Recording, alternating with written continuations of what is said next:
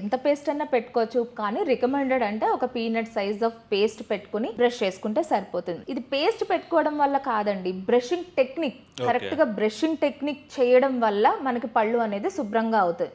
ఎంత paste పెట్టుకుంటామంటే 2 times పెట్టుకుని 3 times పెట్టుకుని మనం ఇంప్రాపర్గా బ్రషింగ్ చేసామనుకోండి, దానివల్ల యూజ్ అనేది లేదు కదా. So brushing technique is very important. And paste మనం ఎంత పెట్టుకున్నా నష్టం లేదు, అవసరం లేదు. ఓకే, ఏమైనా బ్రషింగ్ టెక్నిక్ చూపించగలుగుతారా మేడం?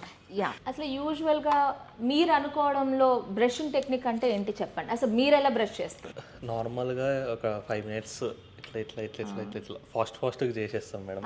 స్పెసిఫిక్గా అంటూ ఏం చేయాలి? Okay, brushing technique is very important. ఎందుకు అంటే బ్రష్ మామూలుగా ఇలా ఇలా ఇలా ఇలా చేసేస్తున్నానని మీరు అన్నారు, బట్ అలా చెయ్యకూడదు. బ్రషింగ్ టెక్నిక్ అనేది only up and down and round and round, ఈ 2 పద్ధతుల్లోనే మనం బ్రష్ అనేది చేసుకోవాలి. పెద్దవాళ్ళు, పిల్లలైతే ఓన్లీ రౌండ్ అండ్ రౌండ్ అనే టెక్నిక్ లోనే మనం బ్రషింగ్ అనేది పిల్లలకి నేర్పించాలి. ఓకేనా? సో యూజువల్ గా మీరు ఇందక్కడ చెప్పినట్టుగా బ్రషింగ్ అంటే నేను ఇలా ఇలా చేసేస్తాను మేడం, ఇలా ఇలా చేసేస్తాను మేడం, 5 minutes చేసేస్తాను మేడం అని అన్నారు. అంటే అది మన ఈగో సాటిస్ఫాక్షన్ కి మాత్రమే. నేను బాగా బ్రష్ చేసుకున్నాను, నేను 5 నిమిషాలు బ్రష్ చేసుకున్నాను అని అంటున్నారు, కానీ you are not doing in a correct manner అని నేను అంటాను.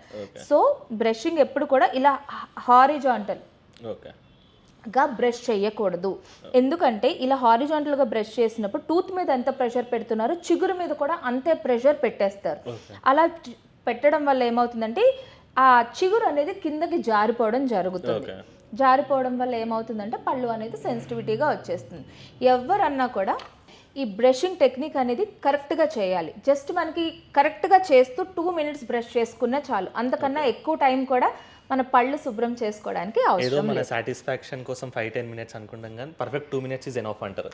అదే చెప్తున్నాను, కరెక్ట్గా 2 నిమిషాలను పెట్టుకుని కూడా కాదు, అన్ని సర్ఫేసెస్ క్లీన్ అయ్యేట్టుగా మనం క్లీన్ చేసుకోవాలి. Along with the tooth tongue కూడా స్క్రేప్ చేసుకోవాలి, అప్పుడు మన నోరంతా శుభ్రంగా ఉంటుంది.